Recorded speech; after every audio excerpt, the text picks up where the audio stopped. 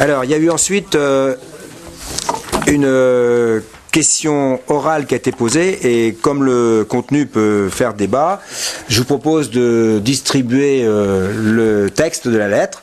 Donc, vous en gardez chacun un exemplaire, et puis vous passez à votre voisin. Comment ?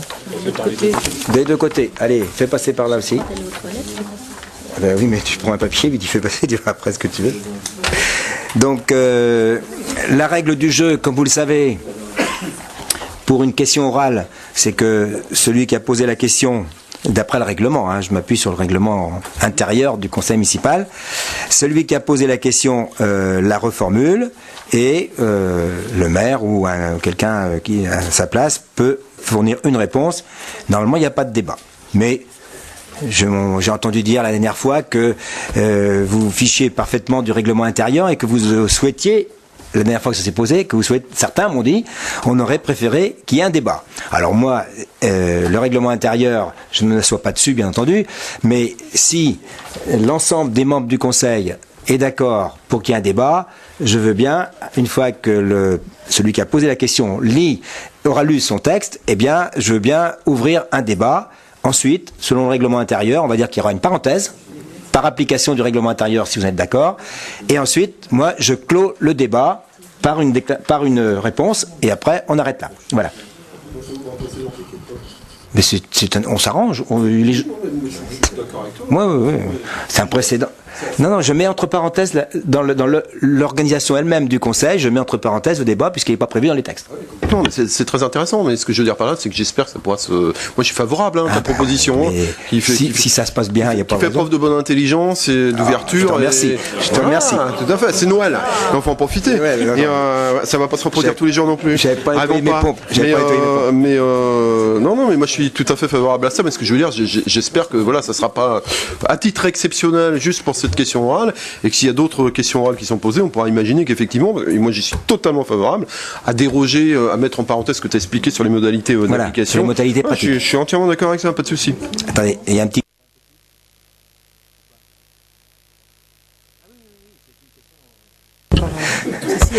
le débat, théoriquement le débat, mais comme je l'ai précisé que le débat est dans un cadre hors conseil, vous pouvez quand même continuer à filmer, il n'y a pas de souci.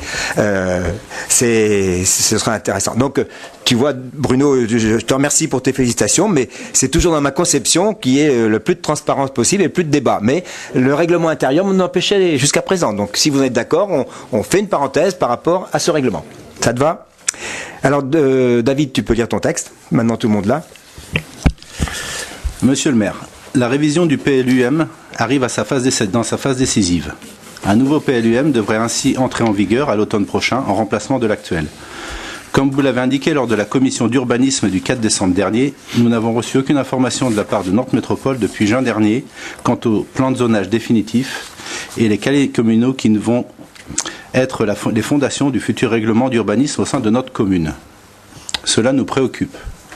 En effet, en parallèle, et c'est bien normal, nous sommes amenés à examiner des projets de construction qui seront livrés lorsque le futur PLUM sera en vigueur. Or, du fait que nous n'ayons pas de visibilité sur ce que sera le futur règlement d'urbanisme de notre commune, nous ne pouvons certifier qu'ils seront conformes à ce dernier.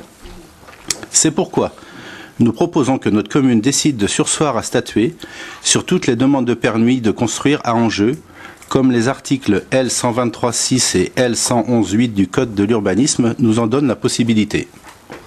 Et ce, jusqu'à la fin de l'enquête publique de révision du PLUM. Cela n'empêchera pas l'étude des projets, mais nous permettra de valider définitivement ces demandes lorsque nous aurons la visibilité claire de ce que sera le règlement du futur PLUM. Enfin, nous proposons que la décision de surseoir à statuer sur un dossier soit prise par la commission d'urbanisme qui a toute compétence pour apprécier de l'enjeu de l'ensemble des demandes de permis de construire. Nous espérons que vous répondrez favorablement à cette proposition. Donc j'ouvre le débat, contrairement au règlement intérieur. C'est avec bonheur, en fait, de contourner le règlement. Non, je ne devrais pas dire ça publiquement, maintenant que c'est filmé en plus. Hein? Oh, je suis dans la parenthèse, donc je peux dire n'importe quoi là. Bon, excusez-moi. Allez, qui veut est-ce qu'il y en a qui veulent intervenir là-dessus? Moi, je suis pas trop compétente en urbanisme, mais ça veut dire enfin, si je comprends bien, on donne pas de permis de construire là pendant. C'est ça, non? Non, c'est pas tout à fait ça. Ah, pardon. C'est pas tout à fait ça. C'est sur les constructions qui pourraient amener à avoir un débat sur leur intégration dans un lotissement ou sur des hauteurs ou je ne sais quoi. Et ça, c'est ce qu'on propose, c'est à la commission d'urbanisme de juger s'il y a un enjeu ou pas par rapport à ce que pourrait être le futur PLU et d'attendre d'avoir une visibilité sur ce PLU-là pour statuer définitivement sur la validation ou non du permis de construire. Ça n'empêche pas d'avoir des échanges avec les promoteurs éventuels pour avancer, mais à un moment donné, prendre une décision ne sachant pas quel va être le PLU au final, ça nous pose question. Vas-y.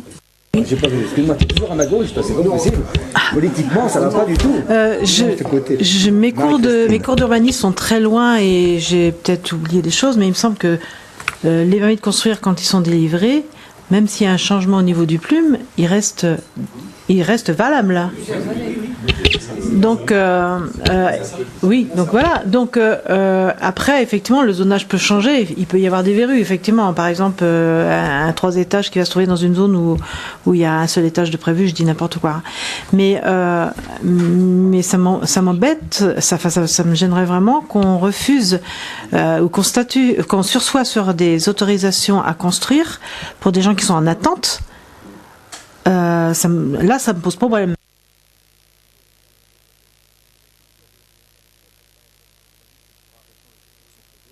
Non, j'ai pas enregistré. Je passe par la gauche là. Donc Bruno. Moi, je suis pas juriste. On reprend ce que disait Marie-Christine, où tu expliquais que tes cours de droit d'urbanisme étaient loin. Voilà. Alors moi, ça m'interpelle sur deux plans. Déjà, David t'a expliqué que ça pouvait être aussi une mesure ciblée par rapport, si j'ai bien compris, tu me corriges aussi si c'est pas le cas, par rapport à des projet immobilier qui pose problème. Je crois avoir entendu ça. Moi, ça me pose question parce que ça voudrait dire que alors tu fais référence, alors moi je connais pas le contenu des articles auxquels tu fais référence du code de l'urbanisme, les 123.6 et 111.18 sur lesquels tu t'appuies et qui stipulera qu'a priori on pourrait prendre ce type de disposition, donc sursoir, mais tu y ajoutes, donc à voir quel est le contenu, tu ajoutes que pour toi ça pourrait être appliqué de manière ciblée sur des projets immobiliers qui, pour reprendre ta formulation, qui posent débat. C'est ce que tu as dit, sauf erreur de ma part, si j'ai bien compris. Moi, ça me pose question, parce que ça veut dire qu'on appliquerait quelque part de manière... comment ça serait pour reprendre une formulation, je ne sais pas si c'est adapté, et ça peut être confus ce que je dis, un genre de discrimination positive, un peu cet esprit-là, vous voyez. Moi, ça me gêne un peu. C'est-à-dire que par rapport à des projets dont on a à considérer, et tout dépend de quel point de vue on se place aussi, sur le plan juridique des choses, et par rapport à l'application du plume actuel, qui pose des difficultés, on appliquerait a priori ce droit à sursoir tel qu'il est stipulé dans les articles auxquels tu fais référence du code de l'urbanisme. Moi, ça m'interroge beaucoup sur le alors tant aussi bien sur la forme, et j'allais dire sur le fond, mais sur le fond, moi je connais pas précisément ce que stipulent les articles en question, mais rien que sur la forme, je dois dire que ça m'interpelle en termes de pratique. Bien, alors on continue dans ce sens-là. Là, qui voulait parler, c'était Emmanuel. Ça corrobore ce que vient de dire Bruno. Moi, la formulation demande de permis de construire à enjeu me pose question, dans la mesure où la notion d'enjeu, c'est éminemment subjectif. Donc, voilà. D'autres remarques? Au-delà de ça, je suis tout à fait d'accord avec... on doit avoir une égalité de droits des citoyens vis-à-vis de la loi. Je ne comprends pas. Je ne comprends pas les raisons de ça en plus. Il y aura toujours des changements de réglementation pour tout. Il y a des lois. Tout le monde a le droit de déposer un permis de construire. On va pas s'arrêter de travailler parce que des codes changent ou des lois changent ou des décisions changent. Il y a une continuité qui doit se faire. En plus, c'est peut-être des choses qu'on construit beaucoup plus tard. Moi déjà, je trouve effectivement il n'y a plus d'égalité des citoyens vis-à-vis d'une situation, et je comprends pas trop la démarche, quoi. Vous pouvez peut-être me l'expliquer d'ailleurs. Oui, moi je m'interroge également, d'autant plus que je fais partie de la même commission urbanisme. Donc celle-ci est assez compétente, me semble-t-il, pour justement mettre un veto quand les projets ne correspondent pas à notre PLU actuel et encore moins aux plumes à venir. Là, je parle de choses qui sont vues en commission urbanisme. Je parle pas évidemment de ce qui est vu directement par le service urbanisme et qui accorde certains permis de construire. Mais bon, je pense qu'on est suffisamment vigilant pour ne pas avoir à appliquer ce type de proposition. Ensuite, Clarisse. Moi, ce que je me dis également, c'est que d'avoir à examiner tous ces dossiers, ça demande une certaine expertise. Est-ce que nous, commission urbanisme, enfin, je suis pas dans la commission, mais est-ce que les membres de la commission urbanisme ont les compétences et l'expertise pour évaluer ce qui peut être écarté ou pas ? Je pense qu'on l'a pas. Les agents peuvent l'avoir. Ça veut dire qu'ils devraient nous soumettre absolument tous les dossiers en expertise, en faisant des analyses, en disant là il y a des enjeux, là il n'y a pas d'enjeux. Ça va être un travail phénoménal aussi pour les agents si c'était ça. Est-ce qu'il y a d'autres interventions avant Vincent, pardon? Oui, moi je vois pas spécialement l'intérêt. Je pense que avant ou après, ça changera pas grand-chose. Que d'ici la date de l'application du futur plume, on est complètement compétent, si on le souhaite, pour intervenir sur tel ou tel projet. Donc je vois pas la nécessité de surseoir. Que tout le monde a pu, André, poser des questions. Oui. Donc moi j'étais destinataire de ce courrier, bien évidemment. J'ai demandé au service, et avec l'accord du service, on a interrogé les services juridiques et qui nous invitent à avoir une position très prudente vis-à-vis du sursis à statuer, et qu'il fallait être très vigilant à ne pas avoir une trop grande anticipation, hein, qui ferait porter un risque juridique important. Les promoteurs savent très bien qu'ils peuvent à tout moment contester ce sursis à statuer. Et on serait bien embêté si on prenait ces risques trop tôt, qui peuvent encore changer. Je rappelle que les peu de règles qu'on connaît aujourd'hui ne sont pas ni validées. Donc faire un sursis à statuer sur des règles qui ne sont pas encore validées, qui seront probablement validées après les enquêtes publiques, et elles auront peut-être changé entre deux, fait qu'aujourd'hui on a tous les risques à prendre du sursis à statuer. Alors comment ça se passe en fait aujourd'hui dans les faits? Lorsque des promoteurs viennent nous voir pour des projets, je rappelle que quand même que ces promoteurs ont été tous reçus par Pascal Prat, vice-président de Nantes Métropole, qui s'occupe de l'aménagement du territoire. Ils sont au courant des règles qui sont aujourd'hui pas complètement élaborées, mais qui sont déjà au moins fixées en partie. Donc ils tiennent déjà compte eux-mêmes de ça, et lorsque nous les recevrons, lorsque le service les reçoit, ils négocient avec les promoteurs. On négocie avec eux, on leur dit attention, là peut-être que là vous êtes un peu trop haut, ou bien pas assez en recul, ou trop compact. Tout ça c'est en fonction de ce qu'on sait et de ce que eux savent. Si bien que, bien évidemment, déjà eux ils anticipent. Donc ils anticipent. Alors si demain, après négociation, on leur met un sursis à statuer, je crois que ça va faire très mauvais effet. Et enfin, moi, je voudrais parler, on parle de la commission. La commission n'est pas compétente, hein, du tout. L'autorisation du droit du sol, c'est la seule compétence du maire. Il n'y a que le maire qui peut dire oui ou non, j'accorde ou j'accorde pas. Donc la commission, elle sert à quoi pour moi? Elle sert à faire des débats, argumenter, échanger. Après, lorsqu'on est en bureau sur la présidence du maire, on rediscute et on prend une décision. Mais la décision, elle est bien prise là et non pas dans la commission d'urbanisme. Dans aucune commission ne peut prendre de décision. Elle n'a pas la compétence pour le faire. Voilà ce que je voulais dire. Alors, est-ce qu'il y a d'autres interventions où je donne la réponse à David à répondre aux interrogations qui ont été formulées?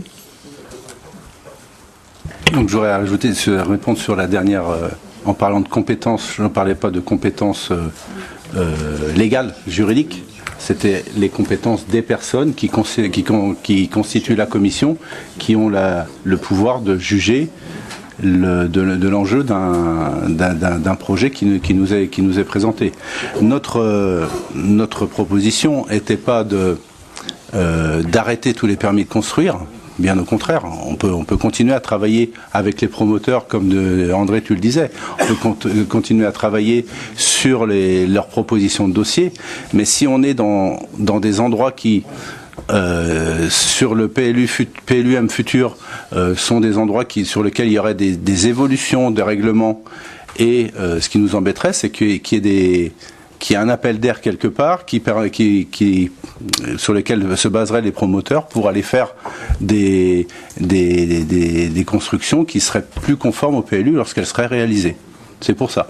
Quant au délai, on est dans une phase terminale, on va dire terminale, le mot n'est pas forcément très, très, très judicieux. Phase finale d'élaboration du PLU, la durée, l'anticipation n'est pas non plus trop importante. Et il y a un petit point qui me gêne, c'est quand tu dis tout à l'heure que les promoteurs ont connaissance bien de ce que va être le PLU. J'aimerais pas qu'ils aient plus de connaissances que nous. On est dans le rendez-vous avec notre métropole. C'est tout. D'autres interventions? Non. Donc formellement, je clôt le débat. Et puis j'explique ma version des choses et on clôt le conseil municipal avant celui du mois de janvier. Alors avant oui, mais donc je rouvre le débat. Non, en complément de ce que dit David, je voudrais juste clarifier 2-3 choses quand même.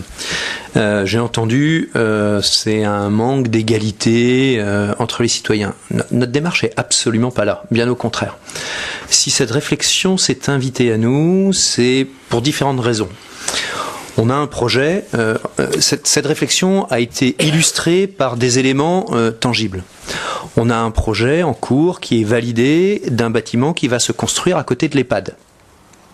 Très bien, il est validé, il n'y a pas de souci. On entend, on en a reparlé à la dernière commission, que ce promoteur, le groupe Launay, a certainement envie d'étendre ce bâtiment et d'aller au-delà. C'est-à-dire de venir jusque cet angle, éventuellement, et de peut-être faire un retour vers l'école Sainte-Marie. Et là, on se dit, tiens, on a un projet autour de la Sanglerie, on a une médiathèque qui est en train de peut-être voir le jour, et je mets le peut-être, dans cette région.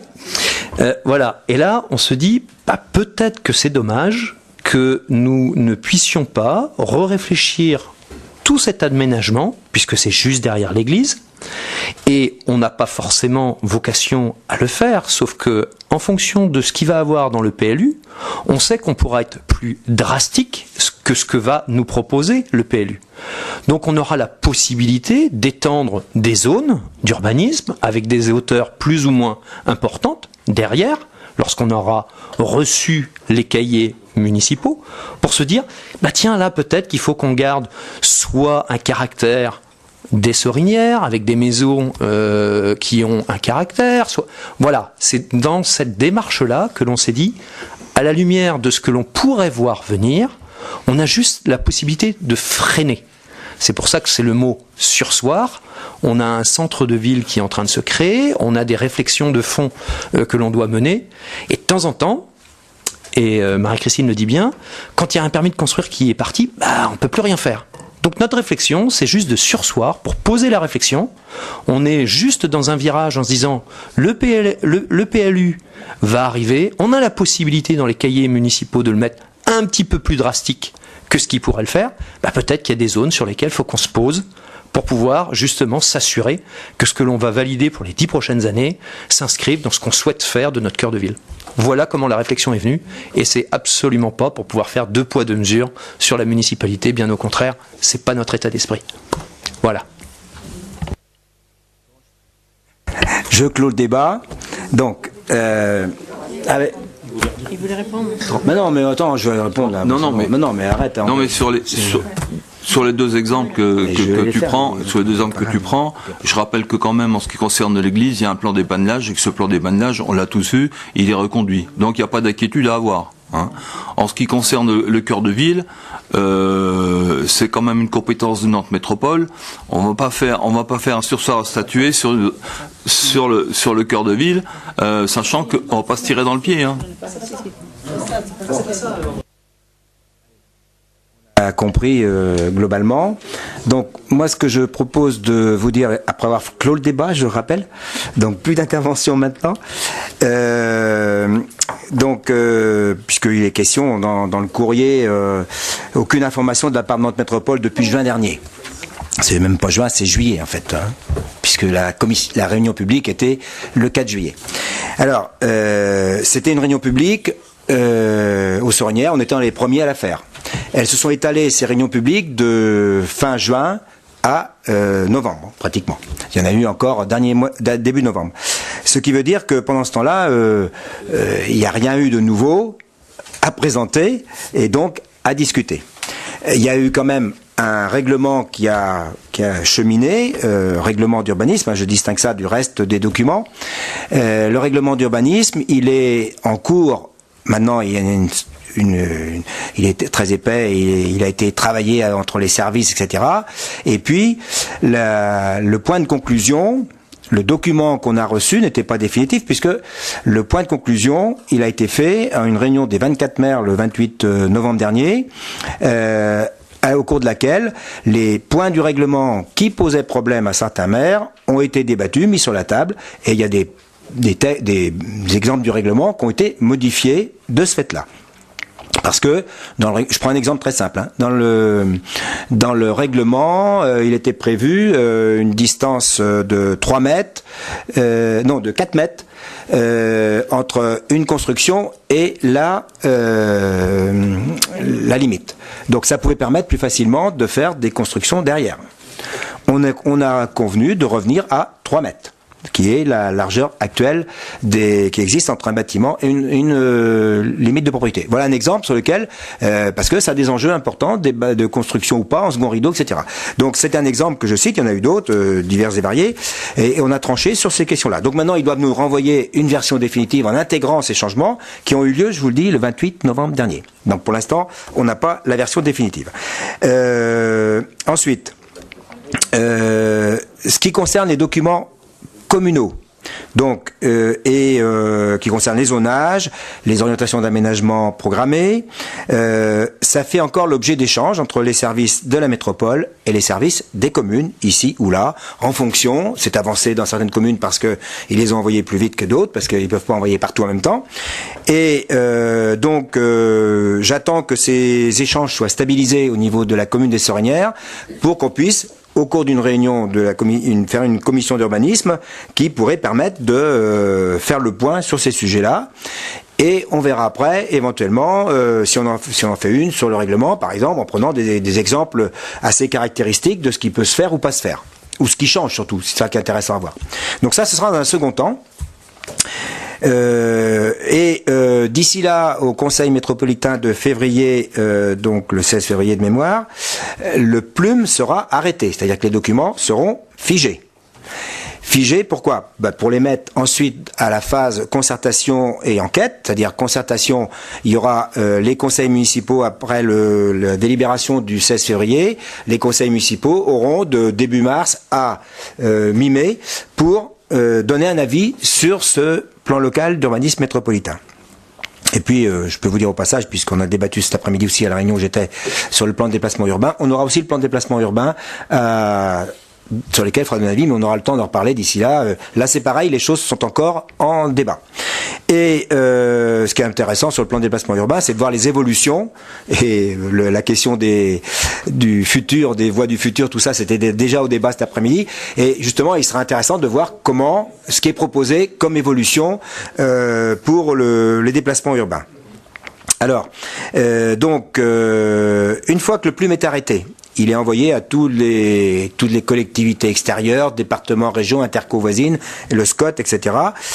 Le préfet et également donc les conseils municipaux se prononcent. Et puis, une fois que tout ça c'est fini, ça passe en enquête publique. L'enquête publique, elle aura lieu en juin. Alors dans toutes les communes et dans la métropole.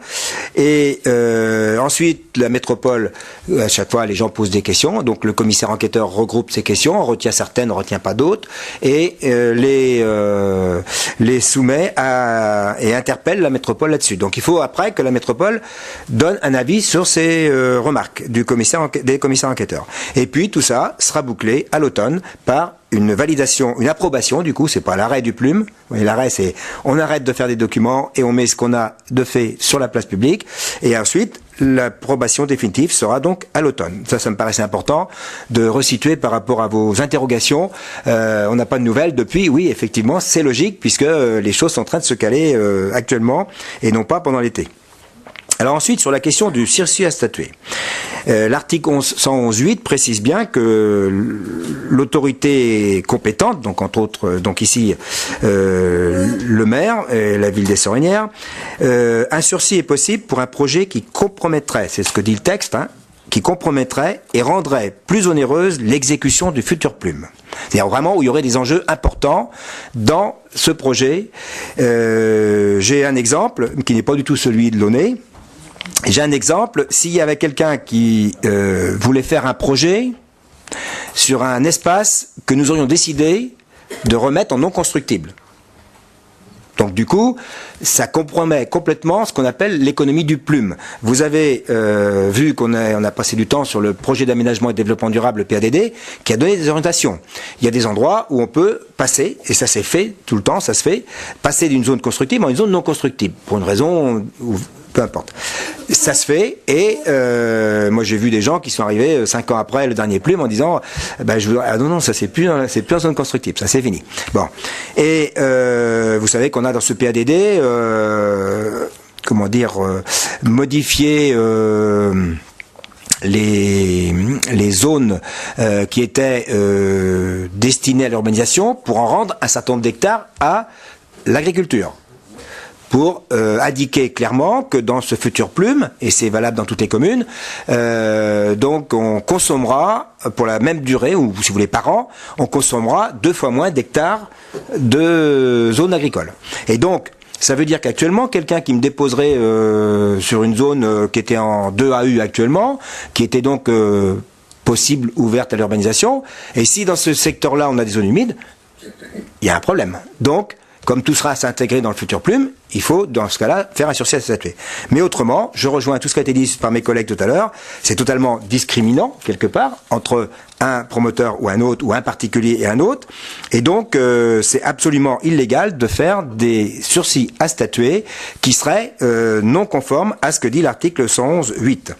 Et évidemment, si on parle du cœur de ville, enfin ça a été évoqué un petit peu aussi, si le cœur de ville, c'est des règles qui sont celles de la modification du PLU. Donc, ce sera intégré dans le futur plume, ça a été fait en fonction du futur plume. Donc, la question ne se pose même pas de faire un sursis à statuer dans cet endroit-là. Et surtout que c'est une ZAC publique. Donc là, c'est impossible qu'un maire fasse un sursis à statuer sur un projet dans une ZAC publique.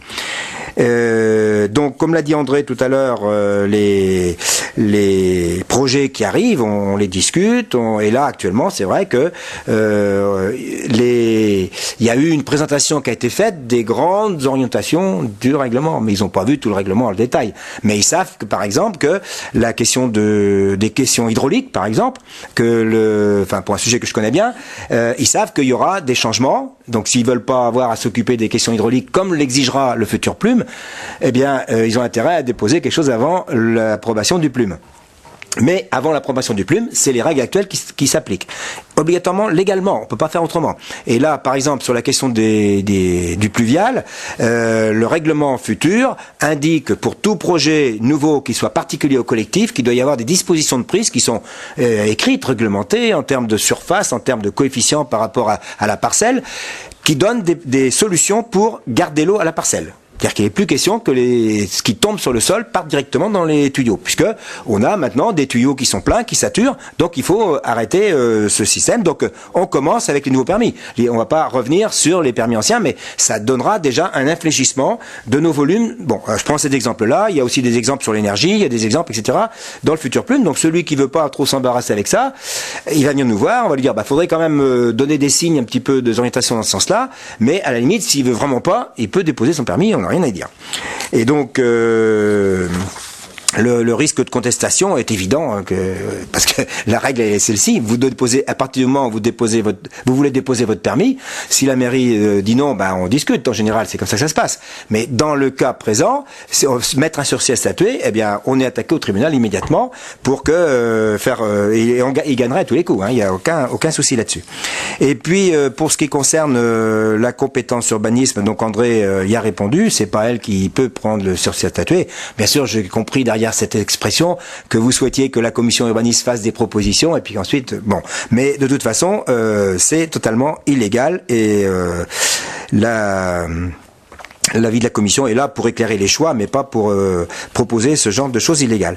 Et puis quelques mots simplement sur le projet Launay. Donc André l'a dit, il ne peut faire un projet qui ne peut pas, et ça sera pas plus haut dans cet endroit-là, dans le virage en particulier, dans la rue des Sports, que on a maintenu les panelages. On vous l'a dit également à la réunion publique, on est pour garder les mêmes règles en termes de hauteur que dans le plume précédent. Donc dans le plus précédent. Donc je trouve que votre démarche peut se comprendre par rapport à l'exemple que vous avez choisi, mais elle est totalement inappropriée et illégale. Voilà ce que je peux dire. Donc je termine ainsi la séance du conseil municipal.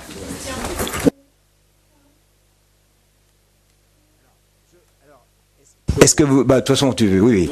On rouvre la séance pour le petit mot de Pascal. À toi, Pascal. Je voulais tous vous remercier de m'avoir permis de partager cette aventure, de participer à la vie municipale. Si la vie m'appelle en Vendée aujourd'hui, mes arrière-grands-parents, mes grands-parents dorment à jamais ici.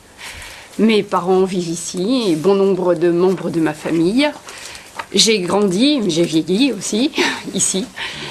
Mes racines sont donc ancrées aux Sorinières, j'y reviendrai très régulièrement. Et écoutez, je vous souhaite bon courage et persévérance dans la mission qui nous a été confiée par les Sorinières-Nois à poursuivre le bien vivre tous ensemble aux Sorinières. Voilà, merci.